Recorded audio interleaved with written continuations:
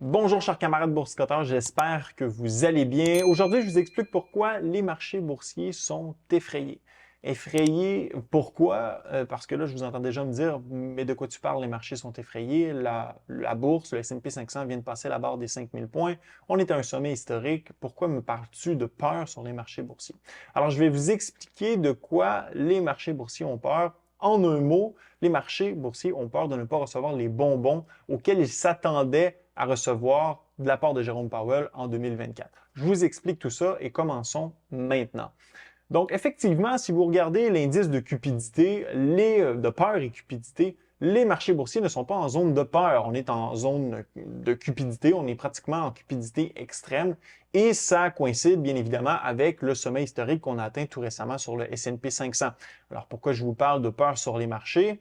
Eh bien, vous allez voir, parce qu'effectivement, on est à un sommet historique, la barre des 5000 points a été dépassée, on est tout juste sous cette barre symbolique des 5000 points et c'est pas impossible qu'on retourne au-dessus de cette barre au courant des prochaines séances. En parallèle, on a vu par contre le rendement des obligations 10 ans augmenter au courant des dernières semaines du côté des marchés. Alors ça témoigne que quelque chose se passe du côté de l'économie américaine. Et c'est un peu de ça qu'ont peur les marchés boursiers, c'est-à-dire que les bonnes nouvelles pourraient être des mauvaises nouvelles pour la performance des indices boursiers. Alors, je vous ramène en décembre 2023.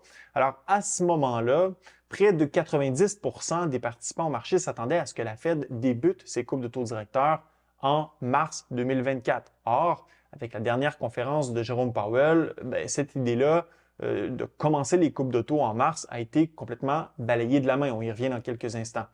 Maintenant, si vous retournez il y a quelques semaines, donc au début janvier 2024, près de 86% des participants sur le marché s'attendaient à ce que la Fed, donc d'ici septembre 2024, introduise jusqu'à 125 points de base de coupe à son taux directeur, ce qui aurait pour ramener le taux de la Fed de 5,5% à 4,25%. Donc, c'est essentiellement 6 coupes de taux directeur qui avaient été escomptées en début janvier pour 2024, du moins jusqu'en septembre 2024, et ça ne compte même pas les mois allant de septembre à décembre. Donc, il y avait un travail d'escompte exceptionnel qui avait été fait du côté des marchés boursiers, et c'est ce qui explique en grande partie le rallye qu'on a connu sur les marchés boursiers au courant des derniers mois. Maintenant, on se rappelle la conférence qu'a faite Jérôme Powell après la prise de décision de politique monétaire qui a été faite par le FOMC il y a quelques semaines, donc en janvier. Powell nous a dit clairement qu'il ne s'attendait pas à baisser le taux directeur au mois de mars. Alors là, ça a secoué quelque peu les marchés, pas tant que ça.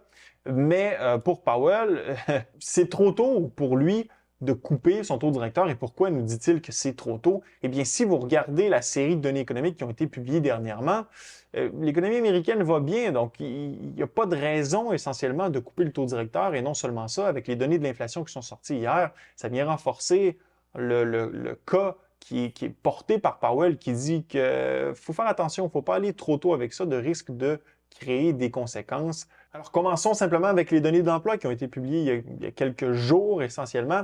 353 000 nouveaux emplois en janvier. Le mois de décembre a été révisé à 333 000 nouveaux emplois. C'est exceptionnel. Oui, j'ai fait une vidéo pour vous expliquer que ça déforme un peu la réalité lorsqu'on compare tout ça avec le Household Survey. Néanmoins, ce que la Réserve fédérale américaine, c'est en grande partie ses créations d'emplois, donc le US Non-Farm Payroll, c'est surveillé de près par la Fed et ça lui indique que l'économie fonctionne bien. Donc, premier élément. Deuxième élément, bien, regardez du côté de la croissance économique. Les prévisions de la Fed d'Atlanta sont pour une croissance annualisée pour le premier trimestre au-dessus de 3%. On parle de près de 3,5%. Donc, la croissance économique est toujours au rendez-vous, ce qui nous dit que pour la Fed, si on coupe le taux d'intérêt, le taux directeur, on va venir stimuler l'économie. Est-ce qu'on a vraiment besoin de stimuler l'économie à ce point-ci? Alors, c'est une bonne question. Je vous parlais des données de l'inflation qui sont sorties hier. Regardez ce qui s'est passé. Donc, l'inflation, l'IPC global est sorti à 3,1. Alors là, vous pourriez me dire, c'est bien, la tendance des inflationnistes se poursuit. On est passé de 3,4 en décembre à 3,1. Certes, si vous allez voir les données fondamentales, Encore une fois, la tendance désinflationniste se poursuit.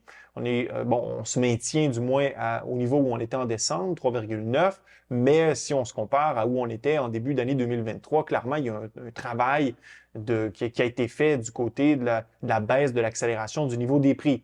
Or, c'est pas si positif que ça. Regardez les anticipations des participants au marché, donc les différentes banques américaines ici. Bien, regardez, pour ce qui est du headline CPI, donc l'IPC global, on s'attendait à ce que ça soit à 3 ou en dessous de ça. Du côté de l'inflation fondamentale, on s'attendait à ce que ça soit autour de 3,8 ou en bas de ça. Il y avait seulement une banque qui prévoyait, Goldman Sachs, 3,9.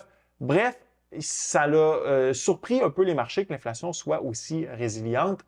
Et lorsque vous allez voir la croissance du niveau des prix sur une base mensuelle pour ce qui est de l'inflation fondamentale, donc d'un mois à l'autre, de décembre à janvier, on est à 0,39 %. C'est très élevé. Lorsque vous annualisez les 3 derniers mois, on est à 3,9.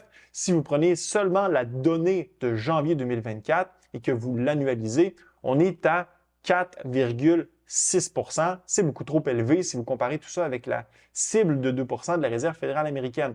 Un autre élément, si vous allez voir, un élément qui est surveillé de près par la Fed, qui a été mentionné par Jérôme Powell lors d'une précédente conférence de presse suivant une décision du FOMC, les services moins les coûts du logement.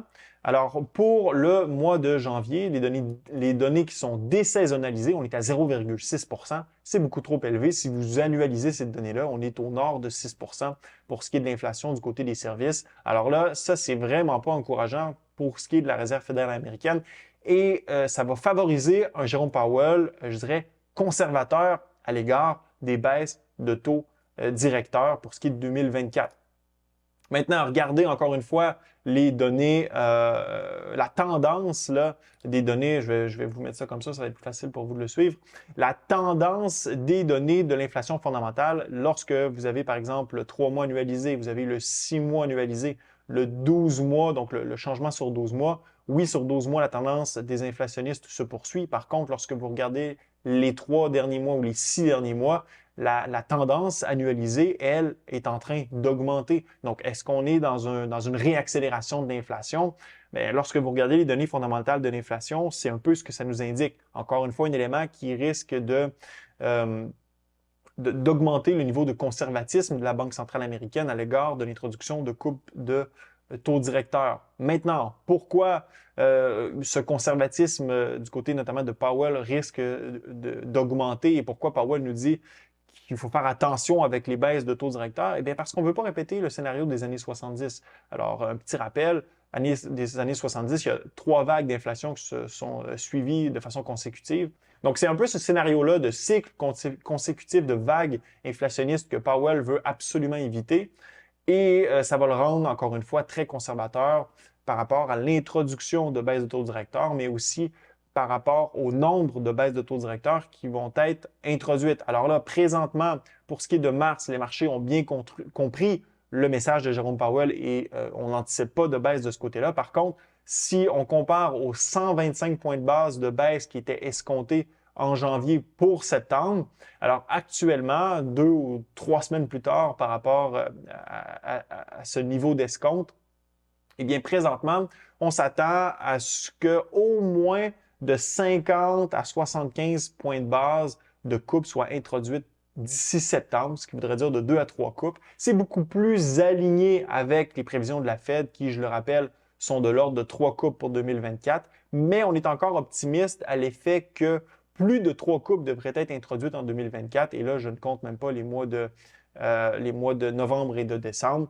ce qui veut dire que les marchés sont, à mon avis, suroptimistes à l'égard de l'introduction de baisse de coupe de taux directeurs du côté de la Fed. Et on fait du millage là-dessus et c'est ce qui a poussé les marchés boursiers à la hausse. Or, les marchés risquent d'être déçus si, lors de la prochaine rencontre, Powell repousse encore l'échéance de l'introduction de baisse de taux directeurs compte tenu des données économiques actuellement. Et les marchés étant ce qu'ils sont, ça pourrait mener à la naissance d'une crise de bacon, compte tenu que le marché n'aura pas le stimuli monétaire auquel il s'attend. Et c'est la raison pour laquelle je vous dis que les marchés boursiers ont peur de ne pas avoir leur nanane qui va les permettre, encore une fois, de pousser encore plus loin pour battre de nouveaux records, par exemple sur le S&P 500. Alors, laissez-moi savoir ce que vous pensez de tout ça dans la zone commentaire. Pensez-vous comme moi que les marchés ont peur de ne pas avoir le stimuli monétaire qui était escompté essentiellement depuis la fin de l'an dernier? Ce fut un plaisir d'être avec vous. À la prochaine.